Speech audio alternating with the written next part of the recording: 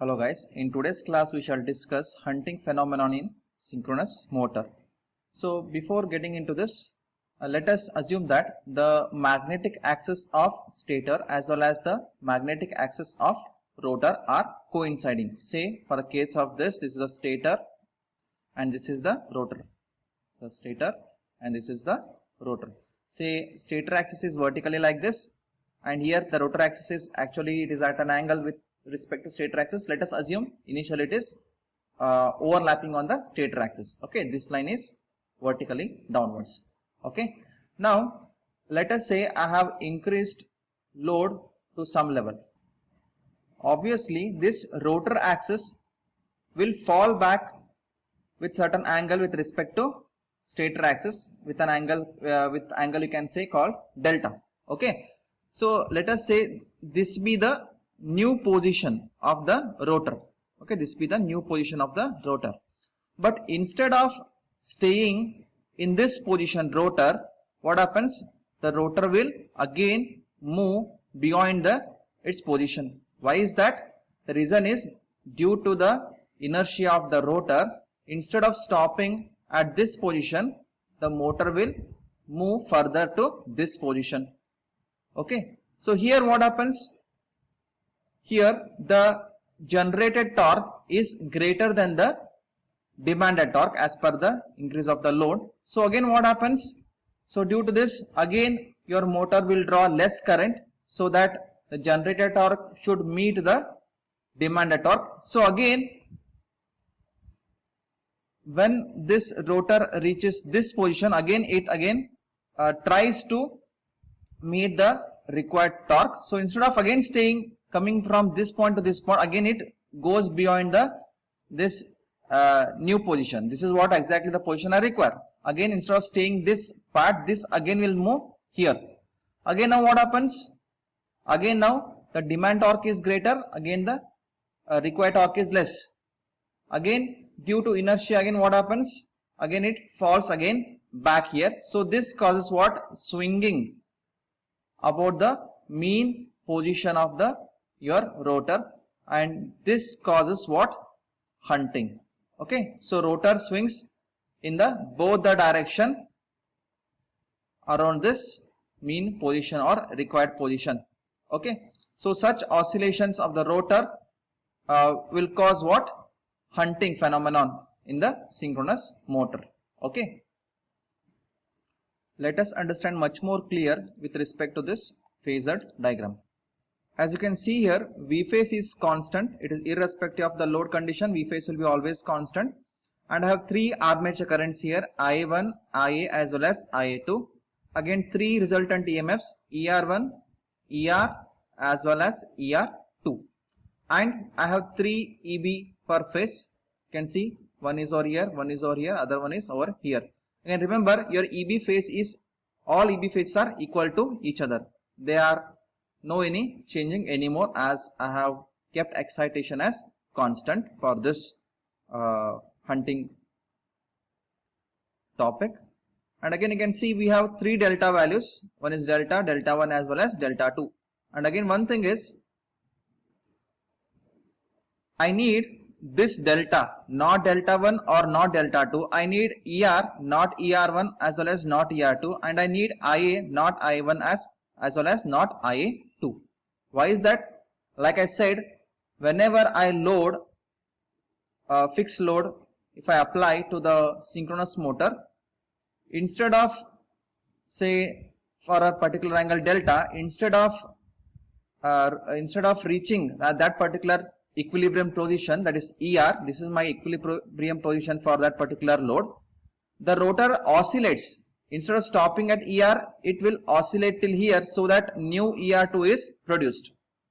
Okay, and again as I said, to here what happens, the generated torque is greater than the demanded torque. So as to make generated torque equal to demanded torque, again due to inertia what happens, again this will fall back. Instead of stopping again here, it will again come and stop here. Okay, due to, again the reason why it is not stopping is because due to inertia. Again here what happens, here again the generated torque is lesser than the demanded torque. So again has to fulfill that is to meet the requirement of the demanded torque. Again what happens, again the rotor is pulled back, again it reaches this position.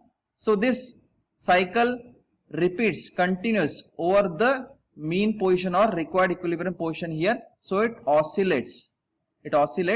So that's why what is called as hunting. Similarly here also you can say I need IA. So you can see for IA1 either side, the IA1 is lesser than IA. It's nothing but what?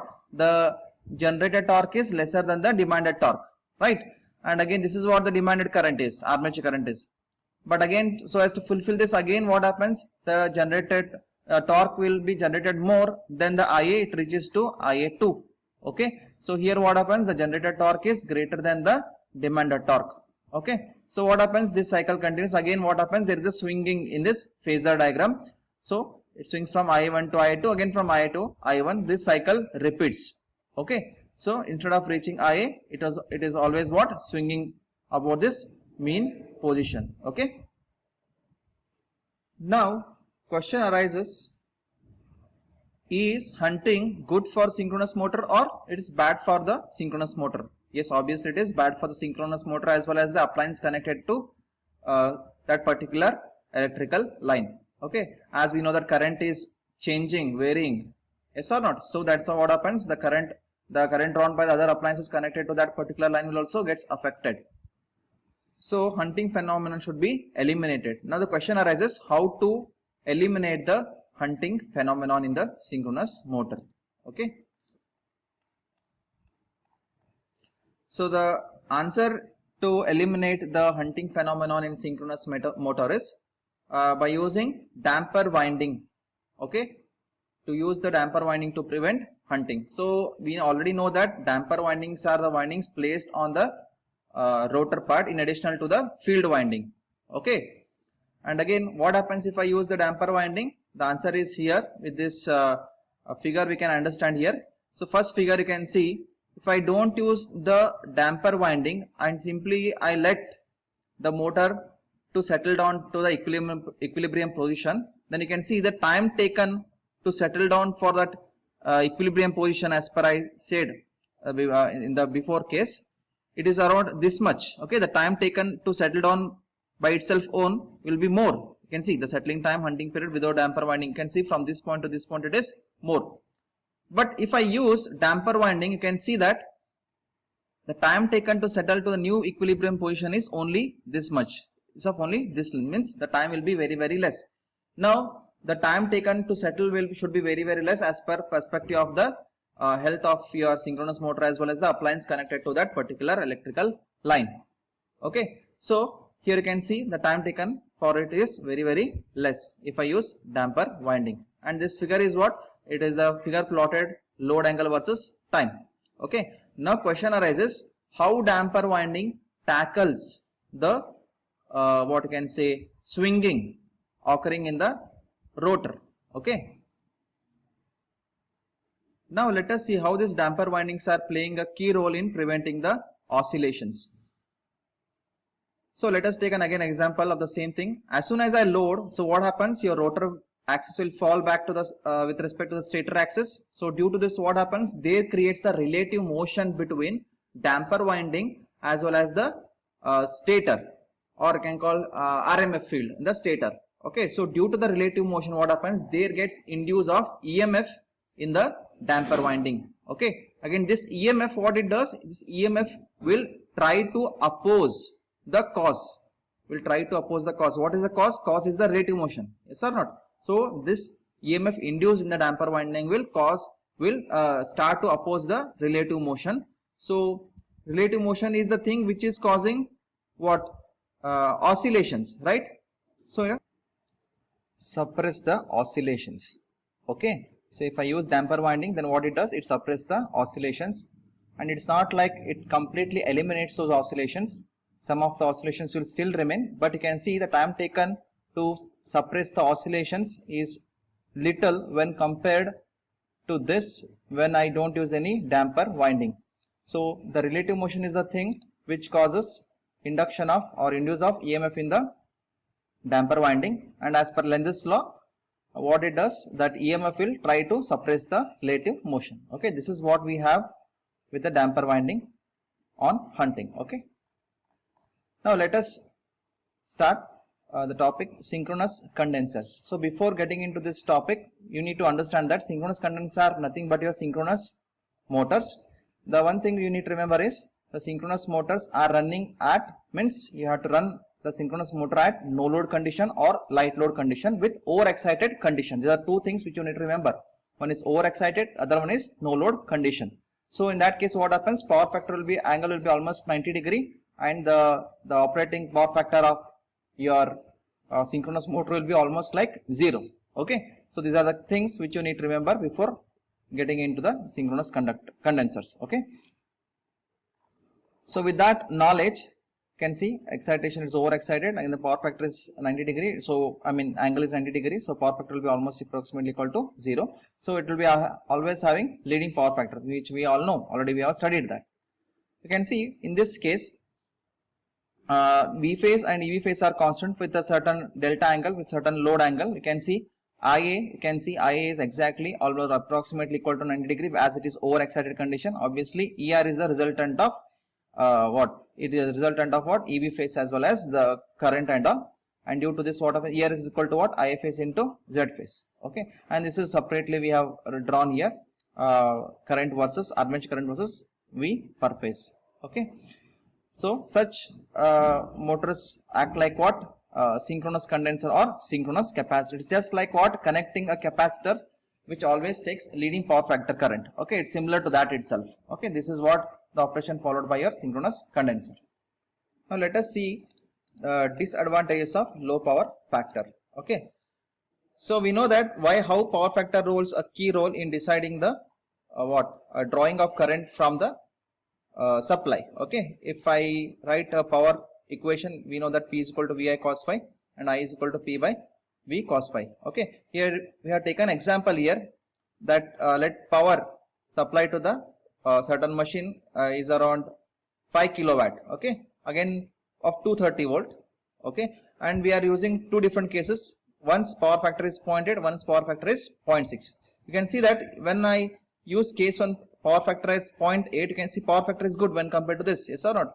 Closer to 1, the power factor is better. Okay, now you can see the current drawn by that particular machine or something. It will be around how much? 27.17 ampere of substituting P as well as V value as per this. Okay, this is 27.17. If I substitute power factor as 0.6 here, I would be getting current as 36.23 ampere. So you can compare these two currents. When the power factor is good, the current drawn is less. Again, when the power factor is that is lesser than this, then the current drawn will be more.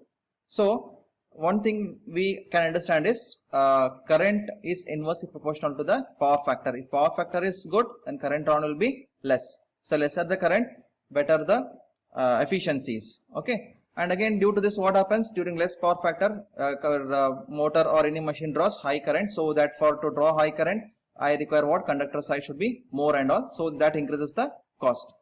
And again, this is power factor formula, one more formula, cos phi apparent power, active power by apparent power. And again you can see that if the power factor is less, cos phi is less, then the kVA rating of the machine will increase. I need to bring large kVA rating alternators or transformers or machines. Okay, again large current means more copper loss and lesser the efficiency. And again due to this also, what we can see, the voltage drop in the transmission lines as well as alternators and other equipments. And also what, there causes a poor regulation, and due to compensate such drop, we need again what, further synchronous condensers, which again increases the cost of the whole setup.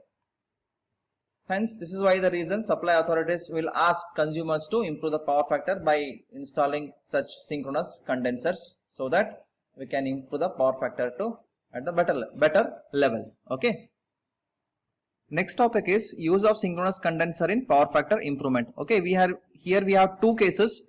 This is the first case, that is I1 without using any synchronous motor. Again, this is I2 with using synchronous motor. See, these two things are separate phasors. And if I use combination of this, means if I use a synchronous motor in connection with the application, any running application, you can see that here phi1 and phi2 are having more angles. More angles means lesser the power factor.